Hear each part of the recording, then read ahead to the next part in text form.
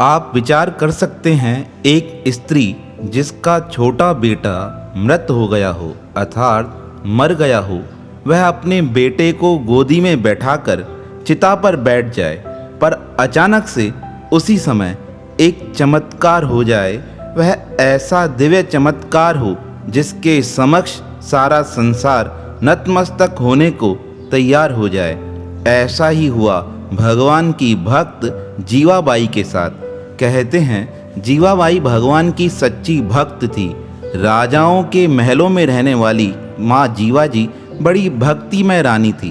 एक बार उनका छोटा बालक था। उस बालक को शीतला माता निकल आई। अब उसके सारे शरीर पर दाने निकलने लगे। अपने पुत्र के शरीर पर दानों को देखकर जीवाबाई के पतिदेव ने जीवाबाई से कहा, अरे इसका कोई उपाय करो, शीतला माता की पूजा करो, उनकी कृपा से यह दाने स्वतः ही दूर हो जाएंगे। तब जीवाबाई ने कहा, मेरे इष्ट भगवान श्याम सुंदर हैं, मैं उनके अलावा अन्य किसी की पूजा नहीं कर सकती हूँ। वह चाहेंगे तो मेरा बालक ठीक हो जाएगा, अन्यथा सब कुछ उनके हाथ में है। अपनी पत्नी के यह वचन सुनकर जीवाबाई के पति को बड़ा क्रोध आया। वह कहने लगे, अगर तुम्हारे ऐसा करने पर मेरे पुत्र का मरण हो गया तो याद रखना, तुम भी इसके साथ जाकर चिता पर बैठ जाना। मुझे तुम जैसी स्त्री के साथ जीवन जीने का कोई शौक नहीं है। अपने पतिदेव की इस बात को भक्त जीवाजी ने दिल पर लगा दिया। अब परमात्मा को तो कुछ और ही मंजूर था। बहुत प्रयास किए गए, जीवाजी द्वारा भी परमात्मा को प्रार्थना की गई, पर बालक ठीक नहीं हुआ। परमात्मा ने कुछ और ही सोच रखा था। धीरे धीरे तबीयत बिगड़ती गई। जीवाजी के पुत्र का मरण हो गया।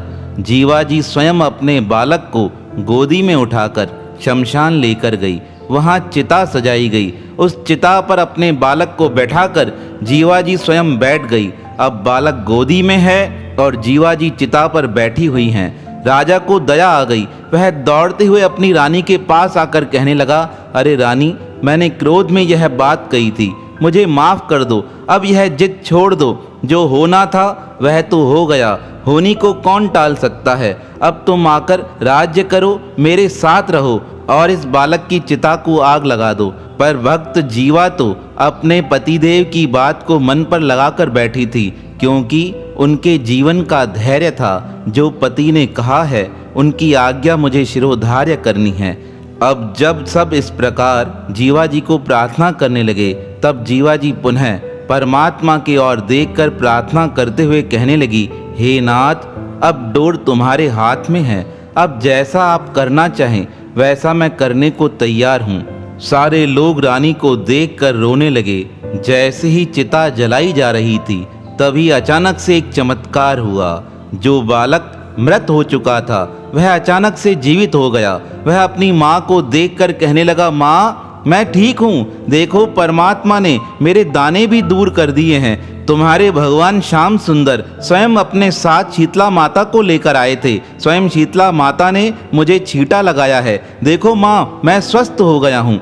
अपने बालक की यह वचन सुनकर माँ जीवा को पहले तो यकीन नहीं हुआ, फिर उनकी आंखें खुली। आंखें खोलते ही वह हैरान हो गई, मेरा बालक तो जीवित है। जब राजा ने यह चमत्कार देखा, वह दौड़ते हुए अपनी रानी के नज़दीक आकर उनके चरणों में झुकने लगा। तब रानी कहने लगी, अरे हे राजन, यह आप क्या करते हो? यह सब तो परमात्मा की कृपा से ही हुआ है। तब राजा को बड़ा पश्चाताप हुआ। वह कहने लगा, मैंने अज्ञानवश तुमसे अपशब्द कहे हैं, उनके लिए मुझे क्षमा कर दो। रानी कहने लगी, अगर आज आप यह अपशब्द नहीं कहते तो मेरी भक्ति की परीक्षा कैसे सफल हो पाती। तो परमात्मा अपने भक्तों के लिए विचित्र से विचित्र लीला करते हैं। ऐसे भक्त वसल भगवान के पावन श्री चरणों में हमारा बारंबार प्रणाम है, प्रणाम है, प्रणाम है।